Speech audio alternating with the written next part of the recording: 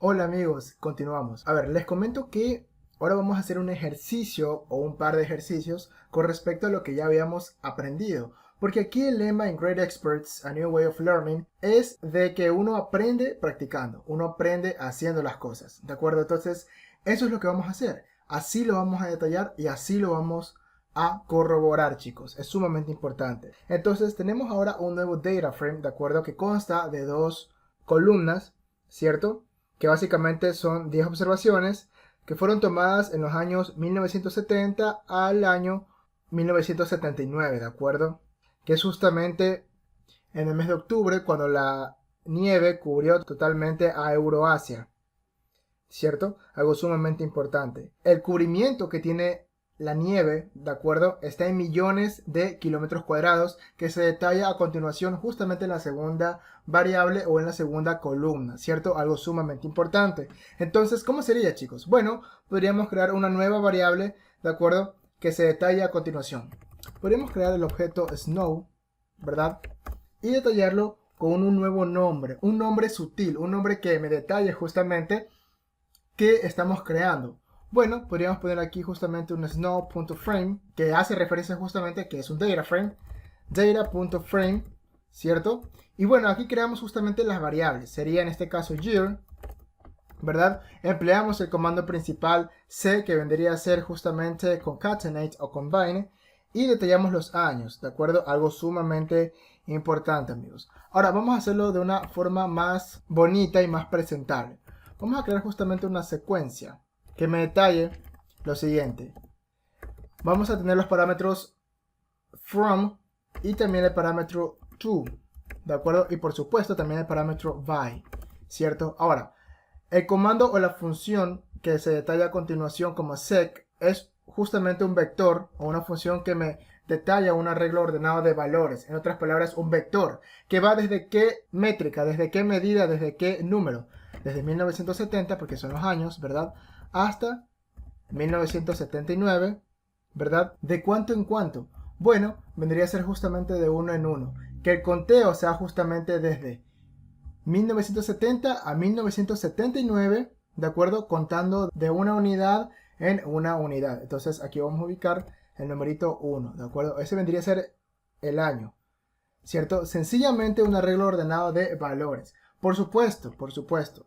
La otra forma es ubicando sencillamente con el comando concatenate 1970, ¿verdad? 1971, 1972 y así sucesivamente hasta llegar a 1979. Pero esto puede ser muy tedioso y aburrido, ¿verdad? Entonces vamos a hacerlo de esta manera. Y bueno, es la primera vez que lo hago. Vamos a ver cómo nos sale. Aquí ubicamos justamente la otra variable denominada snow.cover, ¿de acuerdo? Que vendría a ser sencillamente otra métrica, ¿verdad? Que tiene los siguientes valores. 6.5, ¿verdad? 12, 14.9, ¿cierto? 10, 10.7, ¿verdad? 7.9, 21.9, 12.5, 14.5 y 9.12. Ahora bien, algo muy importante al momento de realizar un data frame, el que estamos creando justamente aquí, snow.frame, es que el mismo número de observaciones, tanto para una variable, en este caso year, con respecto a la otra, snow.cover, su longitud debe ser exactamente la misma, chicos. Algo sumamente importante. Aquí podríamos corroborarlo justamente ubicando length de year. Y por supuesto que es la misma. No sale la misma porque sé que no sale la misma. Porque si no nos hubiese salido la misma, ya nos hubiese dado un error R. ¿De acuerdo? Es importante que nos salga la misma forma. De hecho ya está creado aquí justamente en la consola, que lo tenemos justamente como snow.frame de 10 observaciones y 11 variables. Pero aquí está mal porque no es... Ah, ya, perfecto. Y observamos en qué nos equivocamos, ¿no? Algo sumamente importante es que esta agrupación, ¿de acuerdo? Es para toda la variable descrita, ¿de acuerdo? Es justamente para toda la variable descrita denominada snow.cover. Esto tiene que ser encerrado ¿en qué? ¿En qué, chicos? Exacto. Va a ser encerrado justamente en la función o el comando principal C, que vendría a ser justamente combine o concatenate, ¿de acuerdo? Y es lo que justamente tenemos aquí. ¿de acuerdo? Ahora sí, tendríamos 10 observaciones de 2 variables, que es justamente lo que tendríamos aquí, ¿de acuerdo? Y por supuesto, es el mismo número de observaciones tanto para año y para snow cover, que es la otra variable de nuestro data frame, snow.frame. Ahora, lo que estamos haciendo es justamente la longitud, corroborar que la longitud de una variable sea igual con respecto a la otra. Si no hubiese sido igual, en primera instancia R ya nos hubiese mostrado un error, ¿de acuerdo? Y por supuesto, esta visualización que estamos observando en pantalla no hubiese sido dable o no se hubiese dado. Pero bueno, para corroborar o para redundar lo que ya está por demás definirlo, lo vamos a hacer para que usted vea cómo hacemos una igualdad de valores y por supuesto nos detalle un valor booleano igual a true, ¿de acuerdo? Entonces tendríamos aquí snow.frame, que es el data frame, por eso nos sale ahí sombreado, ¿de acuerdo? Year, ¿cierto? Con respecto a un length, que vendría a ser la longitud, ¿de qué? De snow.frame, ¿verdad? De un snow cover, ¿de acuerdo? Y nos daría justamente el valor de true. ¿Qué quiere decir? Que la longitud de la variable year en nuestro data frame snow frame y la longitud de nuestra variable snow cover en nuestro data frame snow frame son las mismas. Las distancias es la misma, ¿de acuerdo? La longitud, por supuesto que también, el número de datos, ¿de acuerdo? Algo sumamente importante. Entonces, el otro inciso o el otro numeral, lo que nos pide justamente es determinar una gráfica, ¿de acuerdo? Vamos a realizar una gráfica que me determine una variable con respecto a otra como lo habíamos visto en la sesión anterior. Es decir, snow cover con respecto a year. Pero antes de continuar con eso, quiero corroborar que hay una manera mucho más sencilla de cómo hacer esta secuencia, ¿de acuerdo? Para año. Que esta es la forma relativamente complicada, ¿no? Porque realmente cuando usted ya practica, se le hace muy sencillo. Sería justamente 1970, dos puntitos, y 1979, que es exactamente lo mismo que ya habíamos creado justamente, ¿de acuerdo? Que es lo que tenemos aquí en pantalla. Es decir, 1970 hasta 1979 nos sale esta secuencia ordenada de valores que incluye los extremos. ¿Cuáles son los extremos? Bueno, el mínimo y el máximo, 1970 y 1979. Increíble. Pero ¿qué sucede si ubico yo el comando principal sec? Bueno, ahí tendría que ubicar los parámetros que son redundantes, ¿verdad? Usted no los puede ubicar, tranquilamente puede ubicar directamente from, si usted ya se sabe el detalle de cada parámetro, vendría a ser 1970, ¿verdad? Hasta 1979, de cuánto en cuánto, y nos saldría exactamente el mismo valor, ¿de acuerdo? O la misma secuencia o arreglo ordenado con respecto a la línea de código anterior, es decir, a esta secuencia que habíamos creado anteriormente, de 1970 a 1979, y la secuencia que ya la detallamos a continuación. Pero por supuesto, si usted desea aprenderse los parámetros, o al menos la mayoría de los mismos, bueno, usted tranquilamente podría hacer un from, ¿de acuerdo? Y detallar los parámetros. Hasta que vendría a ser un to, ¿verdad? By, de cuánto en cuánto. Y nos saldría justamente lo que ya detallamos. Ahora sí, vamos a realizar la gráfica de nuestro interés. Pero bueno, me olvidé cuáles eran los nombres de nuestro data frame snow.frame. Bueno, para eso ubico el comando principal names y observamos justamente que los nombres vendrían a ser year y snow.cover, ¿de acuerdo? Si ubicamos la estructura interna de snow.frame, nos saldría lo siguiente, que para año tenemos justamente un tipo de dato entero, ¿de acuerdo? Y para snow.cover tendríamos un tipo de dato numérico, ¿verdad? Es decir, tenemos un data frame de 10 observaciones con 2 variables, ¿de acuerdo? Algo sumamente importante, amigos. Ahora sí, vamos a crear la gráfica que tanto hemos deseado. Bueno, para eso tenemos dos opciones, ¿de acuerdo? Que no lo he mencionado antes porque se me ha olvidado, pero ahorita lo vamos a mencionar y ahorita vamos a convertirnos en un gran experto en las gráficas de R y por supuesto en el análisis de datos, que es justamente el curso que estamos realizando actualmente. Bueno, y ubicamos justamente el snow.cover. Recordemos que R es case sensitive. ¿Qué quiere decir eso? Que si en los nombres de las variables está escrito todo con letra minúscula, aquí tiene que estar escrito con letra minúscula. Si en un caso usted llegase a escribir con una Y mayúscula, con una E mayúscula, con una A minúscula, cuando es una A mayúscula, R le va a dar un error, ¿de acuerdo? Entonces, para evitarnos eso, recordemos que R es case sensitive. Entonces, de la misma forma como está escrito aquí el nombre de la variable snow cover, es la misma forma con la que tiene que ser escrita aquí justamente esta variable, ¿de acuerdo? Algo sumamente importante. Ubicamos aquí data, que vendría a ser justamente el snow.frame, que es el que me resalta allí. y el PCH, que es el tipo de datos, es decir, cómo vendrían a estar representadas las observaciones, chicos. Algo muy importante, ubicamos un 19 y nos saldría justamente lo siguiente. ¿Qué observamos? Bueno, observamos una dispersión ligeramente representativa de nuestra variable de respuesta, que ya sabemos que es snow cover, ¿de acuerdo? ¿Con respecto a qué? Con respecto al año. ¿De acuerdo? Algo sumamente importante, amigos. Entonces, ¿qué es lo que tendríamos aquí? Bueno, aquí tenemos los años descritos: 1970, 72, 74, 76, 78, ¿verdad? Y aquí tenemos justamente el cubrimiento en millones de kilómetros cuadrados. Esas vendrían a ser justamente sus unidades del cubrimiento de la nieve, ¿de acuerdo? El cubrimiento de la nieve, justamente, ¿no? ¿Cuánto cubrió? ¿Cuánto fue su extensión? ¿De acuerdo? Dependiendo del año. Algo sumamente importante, amigos, ¿de acuerdo? Bueno, observamos justamente que nuestra variable snow cover es de tipo numérica. Entonces podríamos emplear un histograma. ¿Cuál histograma? Un histograma de frecuencias. Algo sumamente importante. ¿De acuerdo? Entonces vamos a emplear aquí un histograma de frecuencias. Vamos a guardarlo en un objeto denominado P. Ubicamos aquí un hist, que vendría a ser un histograma, ¿verdad? Y tendríamos aquí lo siguiente. Antes de emplear el histograma, vamos a detallar cómo sería la otra forma de representar gráficamente esta relación entre ambas variables. Bueno, sería de la siguiente manera. Snow.frame, ¿de acuerdo? Hago llamado al signo dólar. Empleo justamente una de las dos variables, que vendría a ser snow cover, ¿de acuerdo? ¿Con respecto a qué? Con respecto a snow.frame. Primero es la base de datos con respecto al year, y sencillamente vendría a ser PSH igual a 19. Y es exactamente lo mismo, ¿de acuerdo? ¿Por qué ya no ubico data igual a snow.frame? Bueno, porque ya estoy haciendo un llamado justamente aquí. Entonces sería redundante hacer llamado a la base de datos, porque la base de datos ya está siendo llamada justamente al inicio y previa a la instalación de cada variable, ¿de acuerdo? O cada nombre de la misma. Algo sumamente importante. Ahora, esto es ligeramente diferente, porque las cotas, ¿de acuerdo? Tanto vertical como horizontal, difieren en qué, en su nombre, ¿de acuerdo? En su seudónimo, en su eufemismo, ¿de acuerdo? Para los que no saben, eufemismo es adorno, un nombre, algo que lo caracterice, ¿de acuerdo, amigos? Entonces, ¿qué es lo que sucede? Bueno, vendría a ser aquí de la siguiente manera: snow.frame, signo dólar, snow.cover. Ah, perfecto. ¿Qué quiere decir, Alexander?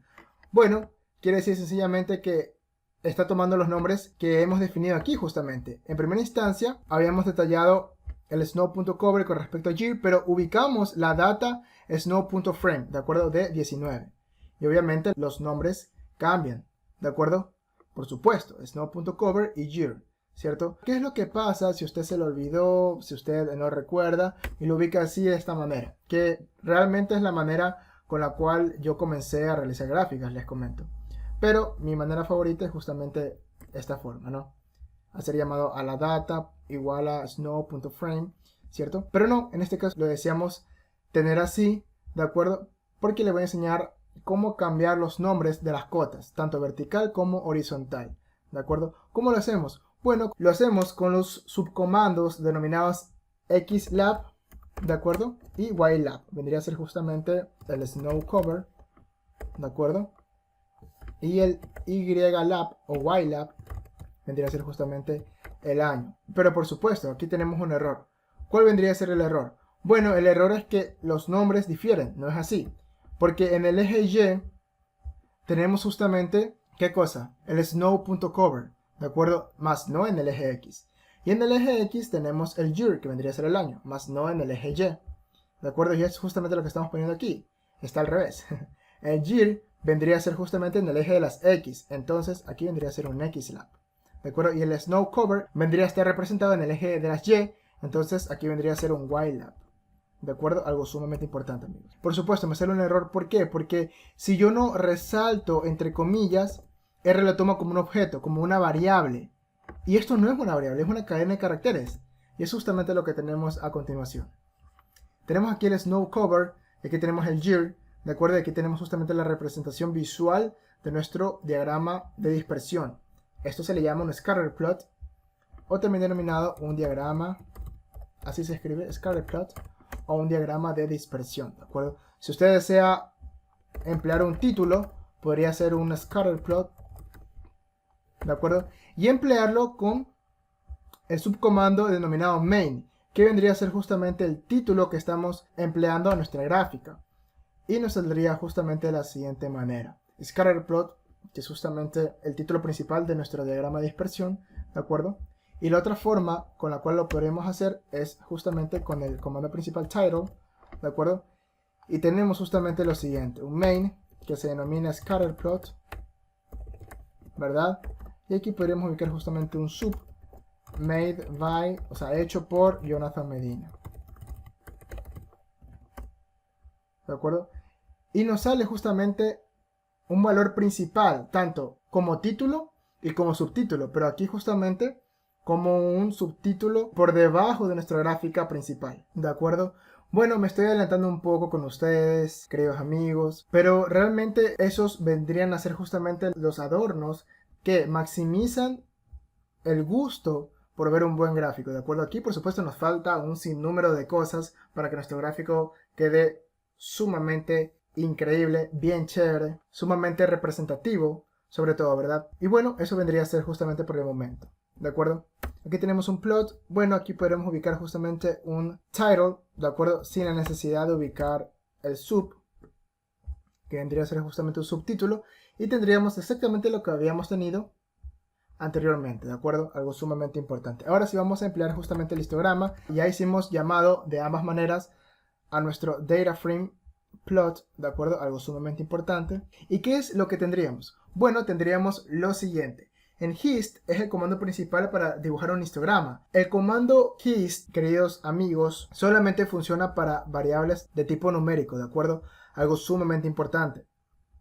Tenemos aquí 6.5, 12, 14.9, es de tipo numérica. Es por esa razón que tenemos aquí como un snow.cover, ¿de acuerdo? Entonces es lo que vamos a hacer a continuación. Lo guardamos en un objeto o en una variable denominada p y podríamos hacer uso de nuestro data frame snow.frame, ¿de acuerdo? Hacemos llamado snow.cover y tendríamos lo siguiente.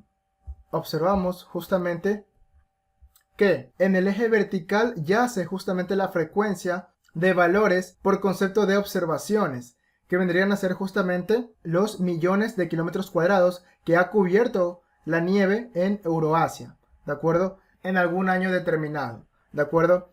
Y en el eje horizontal o en el eje de las abscisas o en el eje de las X, tenemos justamente las barritas que me representa el conteo, ¿de acuerdo? O cuánto se ha extendido dicho cubrimiento de nieve, ¿de acuerdo? Cuántas veces se ha presentado, ¿de acuerdo? Entonces observamos justamente que la nieve cuya extensión ha sido de 10 tentativamente o haciendo una estimación a 15 millones de kilómetros cuadrados se ha presentado con mayor frecuencia, ¿de acuerdo? O sea, se ha presentado con mayor repetición al momento de cubrir un área determinada por nieve. Es como cuando usted presencia un terremoto y uno dice, bueno, durante todo el año 2020 hubo un terremoto de magnitud aproximada 7.2 y también hubo un par de terremotos de 7.1 y 7.2. Entonces observamos justamente que el terremoto cuya magnitud ha sido de 7.2 ha tenido una frecuencia de ¿cuánto? Exacto, una frecuencia de 2. Y aquel terremoto cuya magnitud ha sido de 7.1 ha tenido una frecuencia de ¿cuánto? De 1. ¿De acuerdo? Algo sumamente importante. La frecuencia sencillamente me detalla el número de veces que se ha suscitado algún evento, en este caso de la naturaleza. ¿De acuerdo? Algo sumamente importante. En nuestros próximos cursos, queridos amigos, vamos a presenciar cómo podemos mejorar alguna gráfica que deseemos mejorar en RStudio. ¿De acuerdo? También tengo un curso que ya estoy terminando en Udemy. Ya en los posteriores videos le mostraré justamente el link en la descripción de este video, así como mis redes sociales, para que podamos estar al tanto de todo lo que vayamos haciendo, chicos, para que nos convirtamos en grandes expertos de cualquier tema. Más adelante vamos a hacer cursos de Minitab, de Flexim para los que son de ingeniería industrial, de programación, Python, de un sinnúmero de cosas, porque mi mejor recompensa es enseñarles y que ustedes aprendan de la mejor manera posible y se conviertan en un great expert, ¿de acuerdo? Gran experto en español, ¿de acuerdo? ¿Cómo sería si ubicáramos el logaritmo de una de las dos variables que ya habíamos mencionado? Bueno, en este caso, snow cover, ¿de acuerdo? Podría ser de la siguiente manera. Aquí podríamos ubicar un log, que vendría a ser justamente un logaritmo. No decíamos un logaritmo natural, decíamos un logaritmo en base 10, ¿de acuerdo? que es justamente lo que tenemos aquí. ¿Y cómo vendría a estar representado? Bueno, vendría a estar representado de la siguiente manera. Observamos justamente que los puntos son como que más suavizados con respecto a la gráfica original, que es justamente la que tenemos aquí. Si deseamos observar las dos gráficas que estamos detallando a continuación, bueno, lo podríamos hacer de la siguiente manera. Creamos un comando denominado opar, ubicamos aquí justamente par. ¿Par de qué? De un mfrow, ¿de acuerdo? Y esto es lo que me permite justamente tener lo siguiente. Vendrían a ser una fila con dos gráficas, ¿de acuerdo? Es decir, una fila con dos columnas, ¿de acuerdo? Y tendríamos justamente lo siguiente. Tendríamos en el primer caso la gráfica original, que vendría a ser justamente el snow.cover con respecto al year, que vendría a ser el año, ¿de acuerdo? Y aquí tenemos justamente los datos o la dispersión de las observaciones con respecto a la variable original, que vendría a ser justamente sin el logaritmo y sencillamente en millones de kilómetros cuadrados del cubrimiento de la nieve con respecto al año, que vendría a ser de 1970 a 1979, ¿de acuerdo? Algo sumamente importante. ¿Y cuál vendría a ser la otra gráfica? Bueno, la otra gráfica es aquella que ya interviene el logaritmo en base 10 de la variable snow.cover, ¿de acuerdo?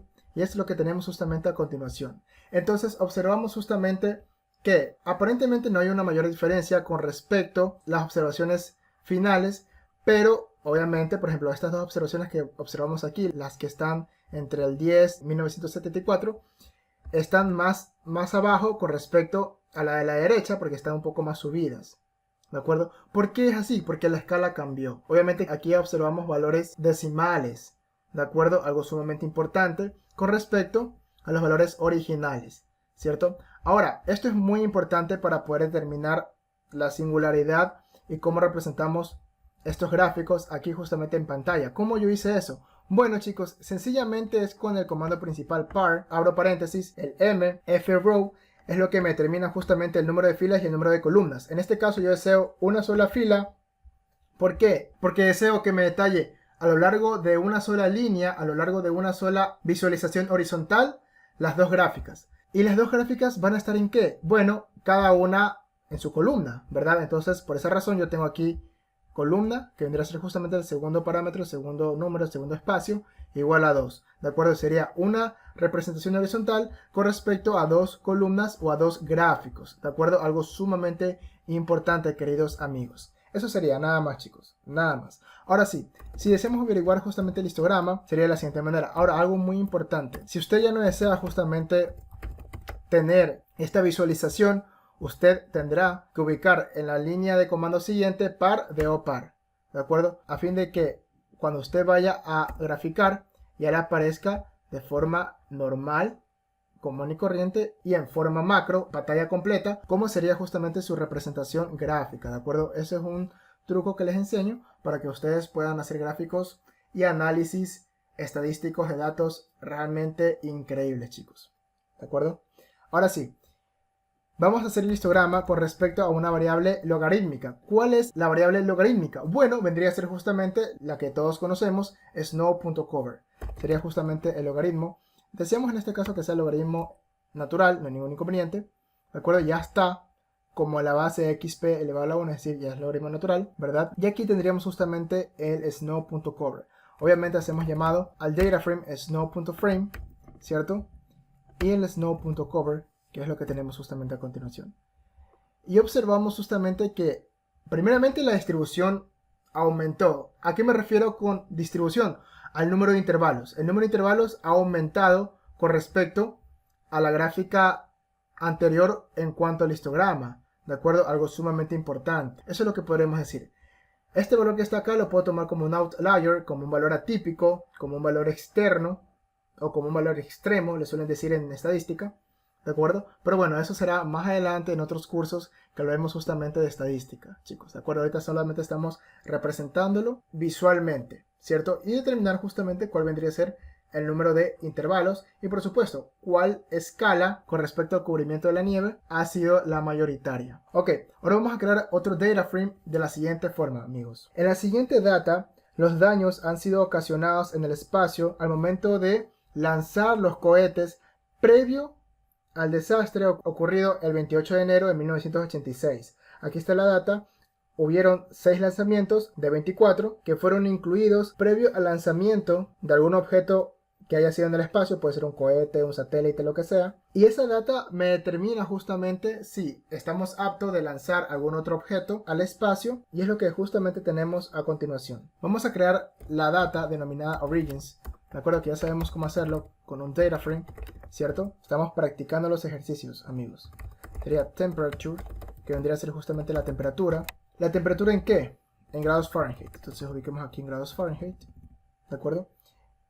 Y tendríamos lo siguiente: 53 en algún lanzamiento, 57, ¿de acuerdo? 63. Obviamente hubieron más lanzamientos.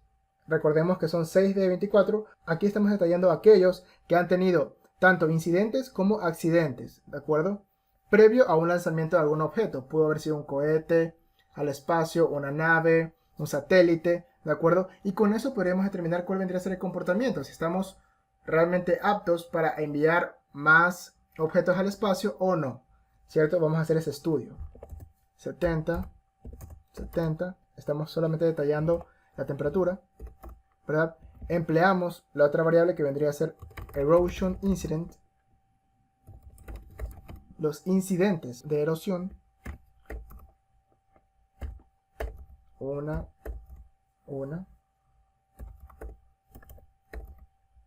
3, 4, 5. Perfecto. Tenemos ahora el blowly, que vendría a ser sencillamente el incidente, si hubo algún incidente, al momento de ya sacar el objeto al espacio. Vendría a ser 2, 0, 0, 2. Hasta ahora vamos 6 observaciones, ¿no? Aquí vendría a ser justamente total incidents, que vendría a ser justamente 5, 1, 1, 1. Aunque tenemos 3, 4, 5 y 6, ¿verdad?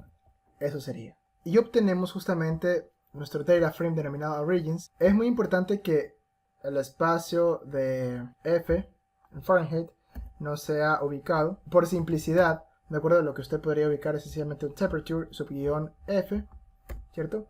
Y es justamente lo que tendríamos aquí en nuestro ambiente de programación. Tenemos aquí origins, que es justamente un data frame de 6 observaciones con 4 variables, ¿de acuerdo? Algo sumamente importante, y lo hemos creado. Entonces vamos a ubicar justamente los nombres si deseamos verlo de manera explícita, y observamos justamente la temperatura en Fahrenheit, la erosión, ¿de acuerdo? El blowby y el total incidents, ¿de acuerdo? Entonces lo que vamos a ubicar es lo siguiente: vamos a hacer un plot de los incidentes totales con respecto a la temperatura.